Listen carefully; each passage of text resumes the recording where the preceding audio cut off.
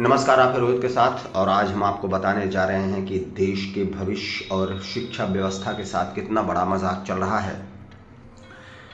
केंद्रीय शिक्षा मंत्रालय के आधिकारिक आंकड़ों के अनुसार पिछले एक दशक में भारत में 93,000 से अधिक स्कूल स्थायी रूप से बंद हो गए हैं। यह जानकारी लोकसभा में दी गई है।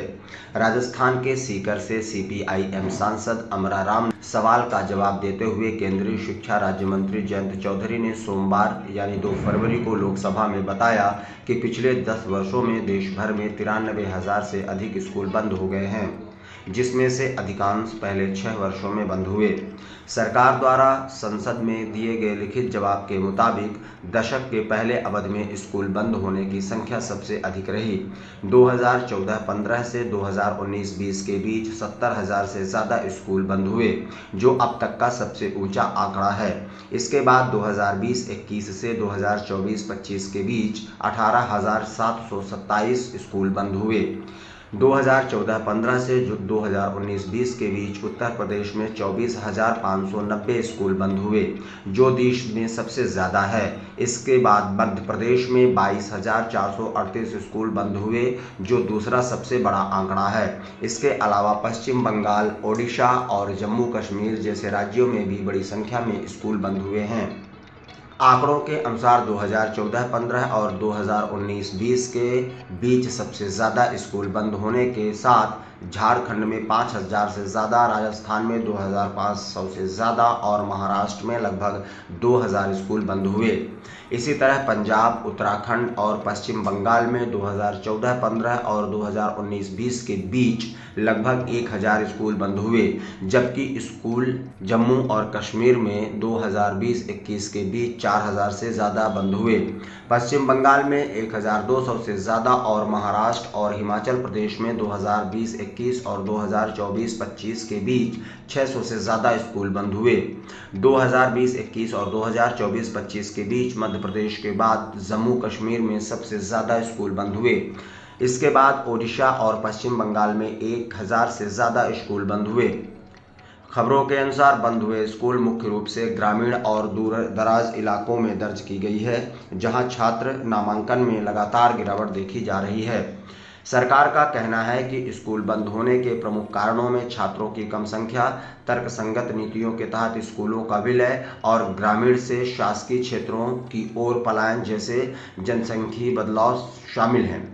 कई मामलों में संसाधनों के बेहतर उपयोग करने, बुनियादी ढांचे में सुधार और शिक्षकों की बेहतर तैनाती सुनिश्चित करने के लिए पास के स्कूलों को आपस में मिला दिया गया है। अगर ये आंकड़ा सही है, अगर सरकार ने सवाल का जवाब सही दिया है, तो फिर ये दूसरा आंकड़ा आपको चौंकाने वाला है। शिक्षा मंत्रालय द्वारा राज्यसभा में पेश किए गए सरकारी आंकड़ों के मुताबिक जहां सरकारी स्कूलों की संख्या लगातार घट रही है, वहीं निजी अनुदान रहित स्कूलों की संख्या बढ़ रही है। क्यों? आंकड़ों के अनुसार पिछले 5 सालों में देश भर में 18,727 सरकारी स्कूल बंद हो गए, जबकि सिर्फ एक साल में निजी स्कूलों की संख्या 8,475 बढ़ गई। क्यों? सीपीआईएम सांसद ने भारत में सरकारी स्कूलों की घटती संख्या पर चिंता जताई। उन्होंने कहा कि पिछले 5 वर्षों में 18,000 से अधिक सरकारी स्कूल बंद हो चुके हैं। राज्यसभा में पेश सरकारी आंकड़ों का हवाला देते हुए बिडास ने इस रुझान को देश की सर्वाधिक शिक्षा व्यवस्था के लिए चिंताजनक बताया। उन्होंने एक्स पर एक पोस्ट में कहा कि सरकारी शिक्षा सिमट रही है, निजी स्कूली शिक्षा फैल रही है। आंकड़े दिखाते हैं कि सरकारी स्कूलों का ढांचा धीरे लेकिन लगातार सिमट रहा है, जबकि ये स्कूल खासकर ग्रामीण और आर्थिक रूप से कमजोर इलाकों में की रीढ़ माने जाते हैं। सरकारी आंकड़ों के अनुसार भारत में सरकारी स्कूलों की कुल संख्या 2020-21 में 10,32,049 थी, जो 2024-25 में घटकर 10,13,322 रह गई। इसका मतलब है कि 5 साल की अवधि में 18,727 सरकारी स्कूल बंद हो गए।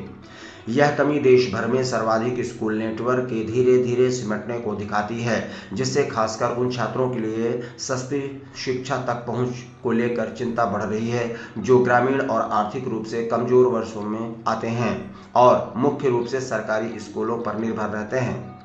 सरकारी आंकड़ों के अनुसार निजी अनुदान रहित स्कूलों की संख्या 2023-24 में 3,31,108 थी, जो 2024-25 में बढ़कर 3,39,583 हो गई। यानी सिर्फ एक साल में 8,475 नए निजी स्कूल जुड़ गए। क्यों? सरकारी स्कूल को बंद करना और निजी स्कूलों को खोलना यानी कि किसी को फायदा देना है, जनता को नहीं। आखिर क्यों?